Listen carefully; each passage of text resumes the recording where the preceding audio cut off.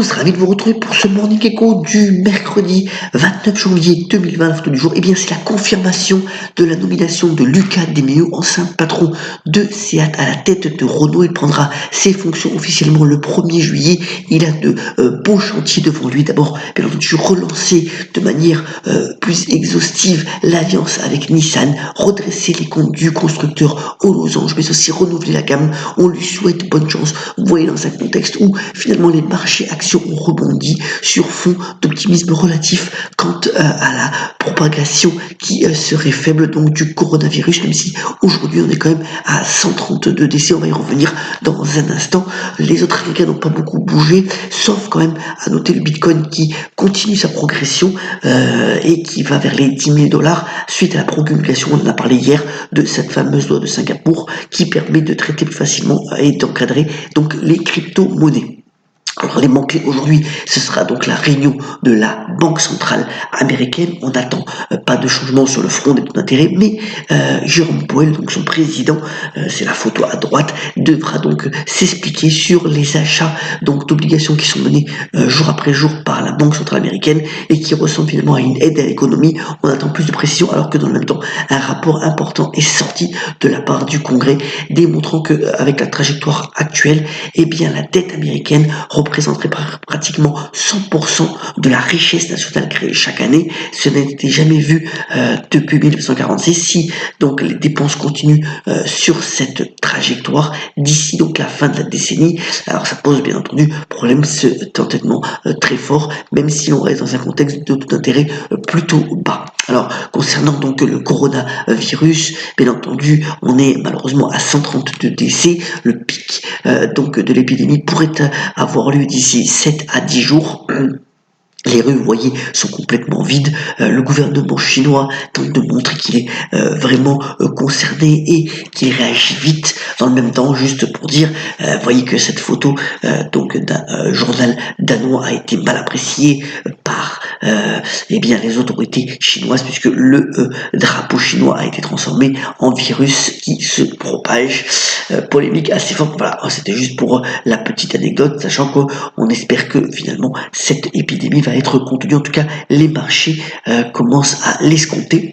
On verra la suite des événements. Alors, vous voyez que aussi dans ce contexte-là, le dollar reste fort. On est proche des indices contre euro. Hier, on l'a passé légèrement, même si on avait vu 1,09 en fin d'année dernière. C'est quand même important. Et puis, c'est le graphique de gauche contre l'ensemble des devises. Donc là, le billet vert se renforce aussi légèrement. On verra si post-réunion de la Fed, on a des évolutions donc sur le front de devise, affaire à suivre sur cette donnée-là également. Alors, la Grèce se normalise de plus en plus. Vous voyez que hier, elle a émis avec succès 2,5 milliards d'euros de dette, une dette à 15 ans, autour donc d'un rendement de 1,80%. C'est quand même très faible. Vous voyez que tendanciellement sur toute l'année 2019, cette dette s'est largement normalisée. La Grèce revient donc sur les marchés financiers et avec succès, et c'est plutôt aussi une bonne nouvelle bien entendu pour la zone euro.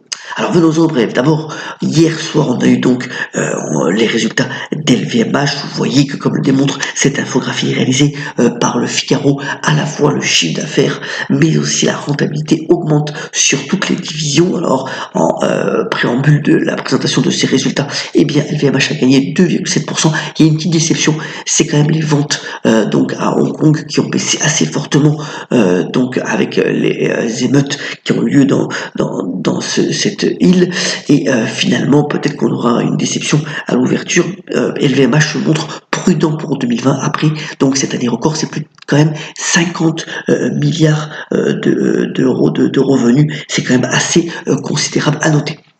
Alors AMD dans le secteur des semi-conducteurs aussi a légèrement déçu. Vous voyez quand même que la courbe du prix de l'action avait très fortement augmenté, en particulier ces derniers mois. Donc les marges sont quand même assez importantes pour le fabricant de semi-conducteurs américain. Ça reste quand même bon. Alors après la clôture, ça a baissé entre 2 et 3%, mais rien de vraiment inquiétant et de remise en cause de la tendance haussière pour le moment. En revanche, le taulier, ça reste véritablement Apple qui a publié encore des très très bons résultats après la clôture.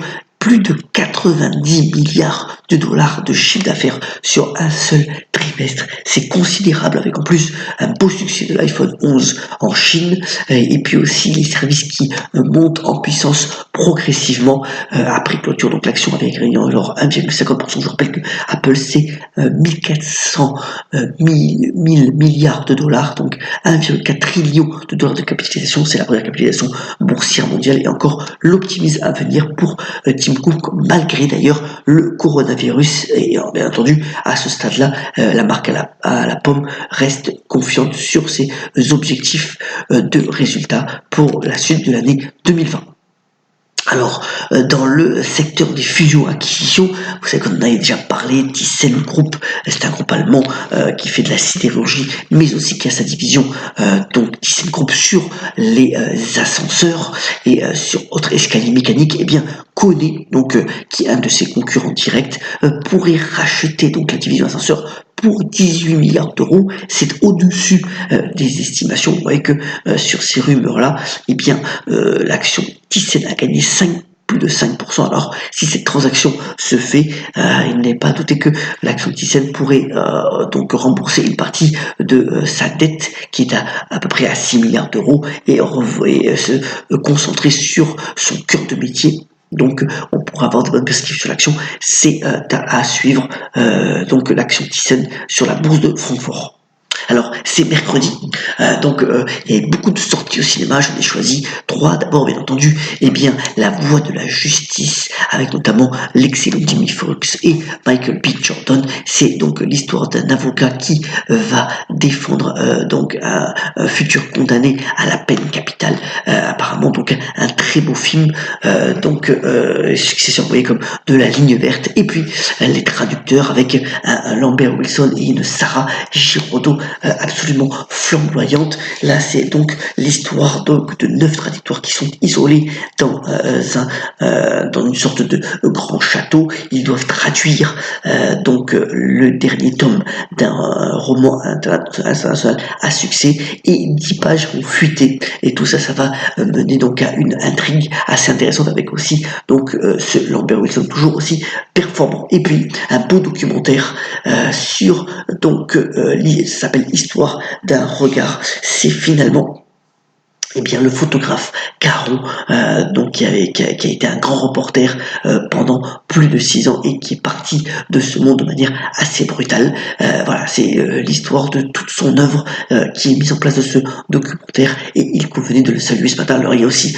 d'autres films comme aussi Penelope qui est apparemment aussi très impressionnant dans The Cuban Network. Mais voilà, beaucoup de films pour ce mercredi et ça donne envie véritablement d'aller au cinéma.